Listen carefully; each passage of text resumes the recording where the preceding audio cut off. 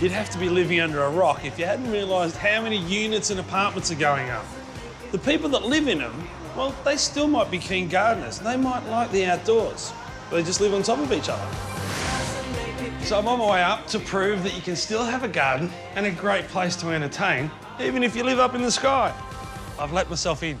Hi. How you going? Good, how you going? How are you? And hello, how are you? Say hi. This is all about you. Now, guys, fantastic balcony. Awesome balcony. What do you do with it? Well, look, Not garden, obviously.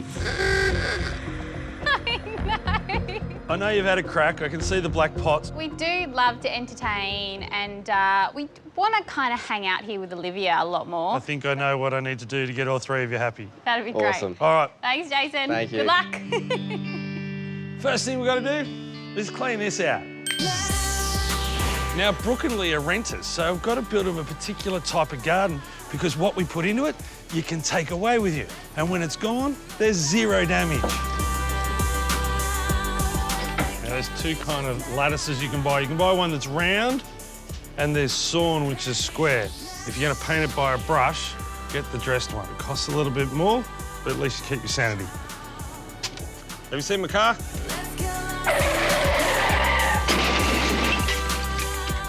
Nothing to see here. Once we've painted the lattice, we can screw it to the back of the pots. It'll give us some height and break up that long wall. Now, people go and spend good money on pots, lots of money on plants, and then skimp on potting mix. It doesn't make sense. The potting mix is the thing that's going to keep the plants happy and healthy. Spend a couple of dollars extra and get the good quality stuff. I think this is for you. Nice. Jasmine? Is that what it is? Well, it's got Jasminoides in its name, but Yeah. it's Australian native, Pandaria Jasminoides, and this one's named after Lady Di. What do you like at planting? I don't know that I've ever done it before. White jeans are very practical when you're planting. That's what I thought. And then we're going to underplant them with these guys. Cool, what's that? It's a woolly bush. It's a nice contrast to those dark pots you've got. And I'm deliberately planting these in the corner so they spill over and soften the pots.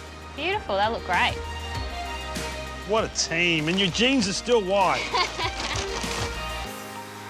All right, what's next?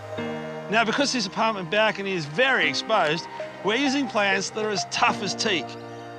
Lamandra, coastal rosemary, and Dianella. We're just going to fill this space in here with a grevillea. It's called sea spray. It's still going to hug the ground, which means the wind will blow over the top of it rather than through it and dry it out.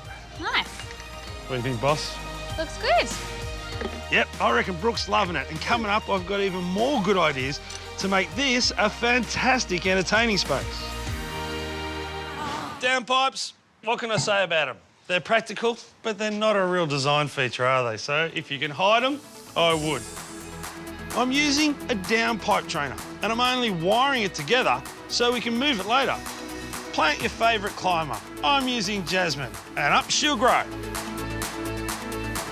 The trick with picking pots is not to go same. We've gone for different heights, size and colours. But if you have a look at them, the theme's very similar. So you can move the pots easy, I'm putting them on wheels. I don't have to face it. I can just spin the pot. But if you've got kids of climbing age around, forget the wheels and keep the pots away from any rails. One of the hardest things about apartment living is finding places to store things. And on a balcony like this, there's no garage or shed. So I'm using some budget garage shelves with a twist. Now our screen is simply going to dress this up from something that you'd see in the shed to something that's going to look quite good. Now, I haven't put the shelves in because it's a lot easier to move around when it's light like this, and I'm not using the store-bought MDF. If I put pots and things that are in the garden out there, it'll deteriorate in no time. So I've got some treated pine, which I've cut to the same length to replace it. It dresses it up and it can handle a splash of water. Using the same idea, I'm making a breakfast bar come food prep table. I'm just adding some wheels and just make sure you seal the treated pine.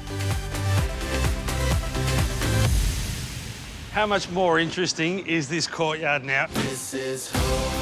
Best thing about it, if you're renting, you can take the lot with you and move it to your next place. All right, what do you think? It's amazing. I cannot believe what you guys have done. Feels bigger. It does look bigger, doesn't it? It looked like a desert before when you think about it. Is that a frangipani tree? That's a little frangipani tree.